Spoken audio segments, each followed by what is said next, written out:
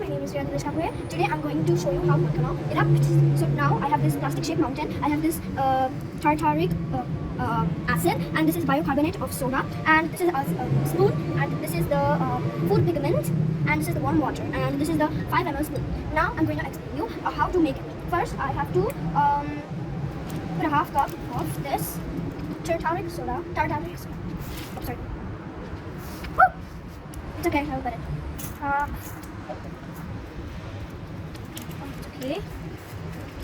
And now I have to put 10 ml of warm water. This is 5 ml, so I have to put 2 spoons. 1 and 2. Okay, now I have to put the food pigment. 10 drops. Okay, it's like last drop. Okay, now I have to mix it with the spoon. Now I have to put this bicarbonate soda, half spoon. Ready for the eruption? 1, 2, 3, go! So cool! If you want more fun, you can put more water.